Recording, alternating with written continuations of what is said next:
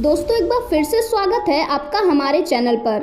हमारी दुनिया बहुत बड़ी है और उतने ही बड़े इसके रहस्य भी है। यहाँ के साइंटिस्ट भी केवल अपनी थ्योरीज के आधार पर अनुमान ही लगा सकते हैं, पर असल में कब क्या होगा वो तो जानना हम इंसान के बस की बात ही नहीं है। एक इंसान जिनका नाम तो आप जानते ही होंगे, स्टीफन हॉकिंस। ये कोई साधारण इंसान नहीं थे। दुनिया के महान साइंटिस्ट और फिजिसिस्ट में इनका नाम शामिल है, तो जरूर ही इनकी बातों में कई हद तक सच्चाई होगी। तो स्टीफन हॉकिंस ने अपनी थ्योरीज और एक्सपेरिमेंट्स के आधार पर कुछ भविष्यवाणियां करी है, जो कि साइंस के नज़रिए से देखा जाए तो कई हद तक सही ही है। और अगर हॉकिंस की ये भविष्यवाणियां सच साबित हुई तो मानवता के साथ साथ इस धरती का भी अंत निश्चित है। तो चलो जानते हैं स्टीफन हॉकिंस की 4 सबसे डरावनी भविष्यवाणियां। Number 1, before the big bang. दोस्तों, हमारे ब्रह्मांड का जन्म एक महाविस्फोट यानी बिग बैंग से हुआ था। मतलब ये कि एक बिंदु के विस्फोट से हमारी धरती, सारे प्लैनेट्स, मिल्की वेज या यूं कह लो पूरे ब्रह्मांड का जन्म हुआ। और अगर आप साइंस के बारे में ज़्यादा नॉलेज रखते हो तो आपको बिग बैंग थ्योरी भी पता ही होगी। बिग बैंग के पहले कुछ भी नहीं था। कुछ भी नहीं मतलब कुछ भी नहीं। जब एक सूक्ष्म बिंदु यानी सिंगुलैरिटी का विस्फोट हुआ तो हम अस्तित्व में आए। मतलब सीधे शब्दों में कहें तो हम, आप, साइंस, समय और ये दुनिया, इसके चांद सितारे सभी उस सूक्ष्म बिंदु में थे। पर बिग बैंग से पहले क्या था, इसका तो कोई सटीक जवाब ही नहीं। पर हॉकिंस का मानना था कि बिग बैंग के पहले कुछ भी नहीं था, मतलब शून्य, और शायद शून्य भी नहीं, क्योंकि शून्य भी तो बिग बैंग के बाद ही आया। पर बहुत से साइंटिस्ट बिग बैंग थ्योरी को नहीं मानते। पर हॉकिंस ने अपनी बात को आगे बढ़ाते हुए कहा था, जिस तरह साउथ पोल पर कोई साउथ नहीं होता, ठीक उसी प्रकार बिग बैंग के पहले भी कुछ भी नहीं था। Number 2, end of the world. प्रकृति का ये अटल नियम है, जो भी जन्मा है उसे तो खत्म होना ही है, चाहे वो हम इंसान ही क्यों न हो। ठीक उसी प्रकार ये ब्रह्मांड का भी अंत तय है, पर कब और कैसे ये तो परफेक्ट किसी को नहीं पता। और आप जानते ही हो, हमारा ब्रह्मांड तेजी से फैल रहा है एक गुब्बारे की तरह, और कभी न कभी इसे भ्रष्ट होना ही है। इसलिए तो स्टीफन हॉकिंस ने कहा है, इस एक्सपेंशन की वजह से ही इस दुनिया का अंत हो जाएगा। लेकिन उस अंत को देखने के लिए हम में से कोई भी जिंदा नहीं रह पाएगा।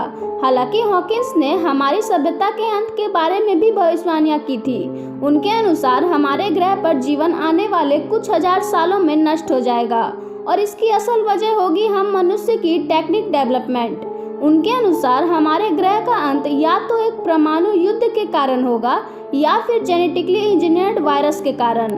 और अगर हम इन दोनों में से बच भी गए तो भी अंत तो तय ही है, आर्टिफिशियल इंटेलिजेंस की वजह से। वैसे हम परमाणु युद्ध या वायरस से तो कुछ हद तक मानव को बचा सकते हैं, पर अगर आर्टिफिशियल इंटेलिजेंस हमारे कंट्रोल के बाहर हो गया तो उसको रोक पाना इम्पॉसिबल होगा। पर आप इन सभी बातों से ये मत सोचना कि हॉकिंस एक नकारात्मक इंसान थे, बल्कि वो तो एक पॉजिटिव माइंडेड पर्सन थे। उनका मानना था कि जब तक इस धरती का अंत होगा तब तक हम मनुष्य किसी और ग्रह में जरूर बसेरा बना लेंगे। उनका मानना था कि आने वाले 30 सालों में हम चांद पर बस्ती बसा चुके होंगे और 50 सालों तक मंगल पर इंसान रहना शुरू भी कर देंगे, क्योंकि हमारे अंतरिक्ष में खोज की कोई सीमा नहीं, और हम जरूर कभी न कभी इस धरती के अलावा भी किसी और ग्रह पर रह सकेंगे।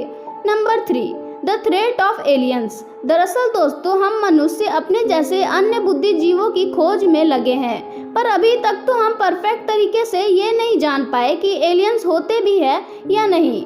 पर यह ब्रह्मांड बहुत बड़ा है और इनमें अनगिनत गैलेक्सीज हैं, तो कहीं ना कहीं तो कोई तो हम लोगों की तरह भी होगा, चाहे वो एलियंस ही क्यों ना हो। तो उस हिसाब से ये कहना मुश्किल है कि इन गैलेक्सीज में और कौन कौन मौजूद है। हो सकता है कि हम लोगों से भी काफ़ी एडवांस माइंडेड लोग मौजूद हो।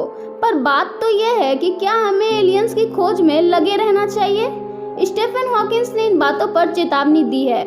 उनका कहना है कि हमें एडवांस सिविलाइजेशन को सिग्नल्स भेजकर आमंत्रण नहीं देना चाहिए, क्योंकि हम ये नहीं जानते कि वो लोग आखिर किस बिहेव के होंगे।